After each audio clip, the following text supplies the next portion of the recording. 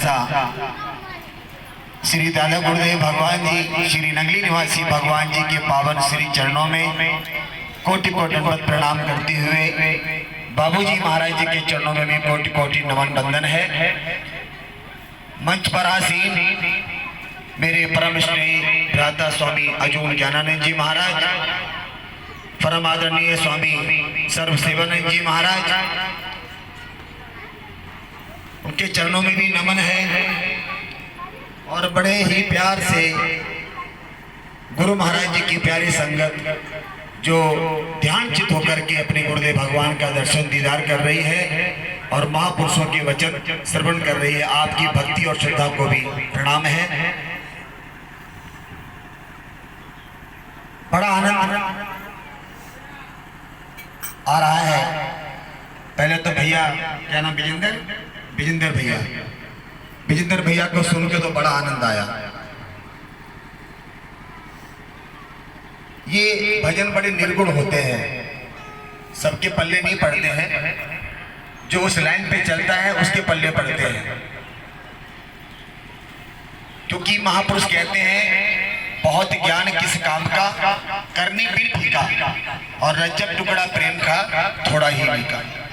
रज्जब जी फकीर हुए हैं, वो कहते हैं बहुत सारा ज्ञान हो जाए और जीवन में ना उतारे, उस पर ना चले तो उसका आनंद आपको पता नहीं चलेगा, उसका स्वाद पता नहीं चलेगा कि वो मीठा है, खट्टा है, ठंडा है, गर्म है। इसका पता जब चलता है जब हम उसको अपने जीवन में अमल में लाते हैं, अभ्यास में लाते हैं।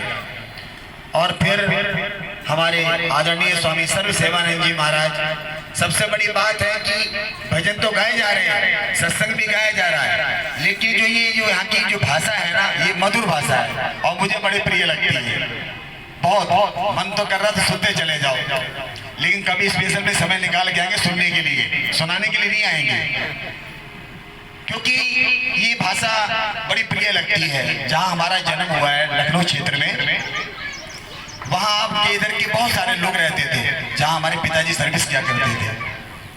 तो जब हरि नाम कीर्तन होता था, रामा रामा हरे हरे हरे कृष्णा कृष्णा, यही कीर्तन होता था, तब ये कभी छोटे पर वो आवाज हमें सुनने को मिली थी, जैसे आप बोल रहे हैं। तब से लेके अब आज सुनने को मिली। महाराज ये भी नहीं गाते कभी, ये है तो इधर की, पर ये भी कभी नहीं गाते, क्योंकि हम लोग उधर के हो गए। हाँ, कितने जानता है तुझे, कितने जानता है, उठे उठे हो गया बस, है ना। लेकिन यहाँ की जो भाषा है ना, वो अपने आप में एक अनुभूति पैदा करती है, हकीकत में। और बात चल रही है कि ये जो मनुष्य का चोला मिला है, ये बहुत अनमोल है, ये जीवन है अनमोल, तूने जो ही गुजारा, बड़ा कठिन है मिलना तुमको ये जीवन दोबारा। दोबारा मिले ना मिले, इसका कोई लेखा जोखा हमारे और आपके पास नहीं है। लेकिन महापुरुष कहते हैं अगर मिल गया है तो इसको सार्थक कर लो। जब आज हम सार्थक करेंगे, आज हमारा वर्तमान समय ठीक रहेगा, तो हो सकता है कि भविष्य भी ठीक हो जाए। लेकिन जिसका वर्तमान में सब मामला फेल है, तो भविष्य की चिंता तो होगी, स्वाभाविक है। और तुम्हारी चिंता करने से कुछ होना भी नहीं है। चिंता नहीं करना है, क्या करना है, हमें चिंता नहीं, उसे चिंता हमारी है। हमने सिर्फ क्या करना है, चिंता नहीं, हमने चिंतन करना है। कहते हैं भक्ति दगा न देगी, भगवान दगा न देगा, परम पिता परमात्मा का चिंतन दगा न देगा। धर्म माल देगा धोखा, अधर्म की डूबे नौका, उपकार कुछ तो कर ले फिर ना मिलेगा मौका। ईश्वर से बांध ले तू, ये बंधन दगा न देगा। ये जो महापुरुष आते हैं गांव गांव में, गली गली में, कूचे कूचे में जो डंका बजाते हैं, वो इसलिए कहते हैं कि कहाँ भटक रहे हो, किनके बंधनों के चक्कर में पड़े हो। ये बंधन जितने भी है ना, सब जकड़ देते हैं। अगर बंधन मुक्त कोई करता है, वो कौन करता है, गुरु महाराज, ये संत जन, और कोई नहीं, बाकी सब बंधन में डाल देते हैं। हरि कृपा ने जन्म दियो, हमारी गुरु महाराज जी की आरती में आता है, हरि कृपा ने जन्म दियो जग मात पिता द्वारे। हम जग में तो आए हैं किसके द्वारा, माता और पिता के द्वारा। इसलिए अगर हमारा उद्धार भी होगा ना, तो बगैर माता पिता के नहीं होगा।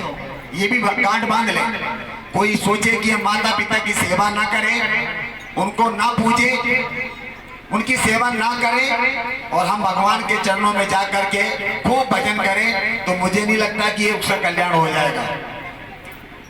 क्योंकि सर्वप्रथम जो गुरु है वो माँ है, और उसके बाद पिता है, फिर शिक्षा गुरु, फिर दीक्षा गुरु। जरूरी है, पर वो भी बहुत जरूरी है। हरि कृपा ने जन्म दियो मात पिता द्वारे। हरि ने कृपा की है, जगत में आपको भेज दिया, किसके द्वारा? माता और पिता के द्वारा। पर धन भाग हमारे माता पिता की कृपा से हमें ऐसे गुरु महाराज मिले। हरि कृपा ने जन्म दियो जग मात पिता द्वारे, पर उनसे अधिक मेरे गुरु जी हैं जो भव निधि से तारे। हमारे गुरु जी की कृपा ये है कि हम भव सागर में, ये संसार भव सागर है, हम इसमें फंसे हुए थे। हम अंधकार को ही प्रकाश मान रहे थे, लेकिन हमारे गुरुजनों ने, हमारे संत जनों ने हमारे घर में आकर के, हमारे गांव में आकर के, और कितनी बड़ी कृपा कर दी कि हमें अंधकार से हटा करके प्रकाश में खड़ा कर दिया और कह दिया, जाओ कर से कर्म करो विदनाना, मन राखो जा कृपा निधाना। कितना सरल उपाय बता दिया कि आप कार्य भी करते जाइए संसार के, लेकिन अपने प्रीतम, अपने सदगुरु, अपने ईश्वर का नाम भी लेते जाइए। और ये उपाय सिर्फ संत महापुरुष बताते हैं। कोई इतना लंबा जाप नहीं बताया कि माला लेके जपो, घट में फिरे दिन रात निरंजन माला। घट में दिन रात चल रही है और तब हम चल रहे हैं, अगर वो बंद हो जाए तो हमारी भी जयराम जी की हो जाए, लेकिन दिन रात चल रही है। और उसका बोध कराने के लिए, उसका ज्ञान कराने के लिए, उस तत्व ज्ञान को आप तक को दर्शाने के लिए हमारे गुरु महाराज जी का आना पहली कड़ी में लिखा हुआ है। आप सब अच्छा ये बताओ पहले कि श्री नंगली दरबार कौन कौन गया? जरा हाथ ऊंचे करो। नंगली दरबार, ठीक है, बहुत अच्छी बात है, बहुत लोग गए हैं, लेकिन अब आप लोग की ड्यूटी बनती है कि आप तो हो आए हैं, पर जो नहीं गए उनको भी लेके जाइए। हम कहते नहीं, हम सुधरे युग सुधरे। हम एक बार दर्शन कर आए ना, आपको आनंद आ गया, अब उनको भी आनंद की अवगत कराओ कि दरबार में जरूर जाना है। तो पहली कड़ी में आता है परमारथ हितकार, श्री गोरा जी ने है लीना जैसे भाग्यन को। लेकिन जब साहिब चंद जी ने आरती बनाई ना, उसमें लिखा था अपने भाव लिखे थे। जब गुरु महाराज ने कहा कि मेरी आरती बनाओ, आरती लिखो, और जिसकी आरती मुझे अच्छी लगेगी वो आरती पूरे दुनिया में हुआ करेगी। तो जब बनाई तो साहिब चंद की आरती में सबसे प्रथम लिखा था, क्योंकि हमेशा कुछ भी करो अपनी भावनाओं के अनुसार करो, किसी की भावनाओं से मेरी भावनाओं कोई मैटर नहीं है। अरे क्यों 100 रुपए दे रहा है, हमारे पास 10 ही रुपए हैं, हमारे पास 2 रुपए, हमारे 2 रुपए ही बहुत है। जरूरी नहीं कि वो 100 रुपए दे रहा तो मैं भी 100 रुपए दूंगा तभी हमारे गुरु जी खुश होंगे, ऐसा नहीं है प्यारे भक्त। भाव तो अपने होते हैं, हमारे 2 रुपए भी उनके लिए, हमारे लिए और उनके लिए बहुत है, और वो उसी से खुश हो जाते हैं। तो पहली कड़ी में आया है परमारथ हितकारण श्री गुरा जी ने है लेना हम जैसे भाग्यन को। आज गाते हैं ना, ये गाते हैं ना, हम जैसे भाग्यन को, पर यहाँ पर वो नहीं लिखा था। जब साहिब चंद ने अपने भाव लिखे तो उसमें लिखा था हम जैसे अभागन को ग्रह दर्शन देना। अभी हमारे स्वामी सर्वसेवानंद जी कह रहे थे ना कि हमारे गुरुजन आए, हम आपको जाना नहीं पड़ा, हमें जाना नहीं पड़ा कहीं, हमारे पास कुआं स्वयं चल के आ गया। ये तो गुरु की कृपा होती है, संत की कृपा होती है, और वो भी जब होती है जब आपकी करनी में कृपा होती है, आपके कर्म में ताकत होती है। आप शुभ कर्म करते तभी संत जन पधारते हैं, ऐसे कोई नहीं आता है। और किसी के क्यों नहीं जाते? आपके ही आते हैं क्योंकि आपके सुंदर भाव है, और भाव से ही भगवान बनते हैं, और किसी दौलत से नहीं बनते। भगवान श्री कृष्ण भी यही कहते हैं कि भाव का भूखा हूं मैं, भाव एक सार है, और भाव से मुझको भजे तो भव से बेड़ा पार है। बिन भाव के बहता है मुझको मैं कभी सुनता नहीं, और भाव वाले भक्त का एक फूल भी स्वीकार है। बांध लेते भक्त मुझे भाव की जंजीर में, इसलिए मेरा होता जग में अवतार है। जब जब धर्म की हानि होती है, अधर्म बढ़ जाता है, तब हम ऐसे बैठ करके हरि नाम संकीर्तन करते हैं, सत्संग करते हैं। ये वातावरण को देख करके भगवान किसी न किसी रूप में हमारे यहाँ धरती पर प्रकट हो जाता है। जैसे हमारे प्रभु श्री राम जी आए, अब वो तो निमित्त आए, और हमारे श्री दादा गुरु महाराज जी आज के दिन ही कितने बढ़िया सौभाग्यशाली हैं आप और हम कि हम उनके प्रकाश उत्सव पर बैठे। राम जी का भी आज के दिन हुआ और हमारे दादा गुरु महाराज जी का भी आज के दिन अवतरण हुआ, और उनका पहला नाम था राम याद। जिस दिन राम आए उनको ही याद करते, उनका वो भी आ गया, इसीलिए उनका नाम रखा गया राम याद।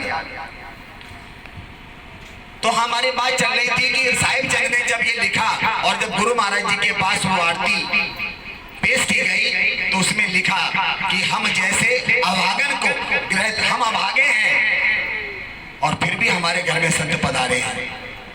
जब ये कड़ी पड़ी तो गुरु महाराज कहते हैं, अरे साहिब चंद कैसी बात करता है, जब संत के दर्शन होते हैं ना उससे पहले हमारा दुर्भाग्य भाग्य में बदल जाता है, तब संत के दर्शन होते हैं, ऐसे नहीं होते। जब संत के दर्शन हो गए तो समझ लो तुम्हारा भाग्य पहले से पहले उदय हो गया है, भाग्य बन गया है, तब संत के दर्शन होते हैं, ऐसे नहीं आते संत महापुरुष। तो तब उस दिन से उस आरती को गुरु महाराज जी ने वहां पर लिखा कि ऐसा बोलो, हम जैसे भाग्यन को ग्रह दर्शन देना, तुम्हारा दुर्भाग्य भाग्य में चेंज हो गया है। तो इसीलिए संत महापुरुष पधारे हैं, और संत महापुरुष पधारते हैं तो उनकी ये ड्यूटी है, राम नाम की लूट है, लूट सके सो लूट, नहीं तो अंत काल पछताएगा जब प्राण जाएंगे छूट। आज के दिन पाछे गए, आज का दिन कल अगर हम चाहें तो नहीं मिलने वाला है। आज के दिन पाछे गए, प्रभु से न किया हेत, अब पछताए क्या करे जब चिड़िया चुग गई खेत। आज का दिन, आज वर्तमान का समय जो हम मनुष्य चूल्हे में बैठे हुए हैं, अगर आज हमने भजन न किया, आज अपनी जिंदगी क्यों नहीं बनाया, तो आगे बने ना बने इसका कोई गारंटी कार्ड नहीं। अब ना बनी तो फिर ना बनेगी, मानुष बार बार नहीं मिलता। एक व्यक्ति खेत में गया, खेत को अच्छे से कर लिया, लड़ाई गुड़ाई बढ़िया से एकदम फर्स्ट क्लास कर लिया, और उसने एक मचान बना ली, क्योंकि जब मक्की बोई जाती है तो कुछ दिनों के तक वो मचान बना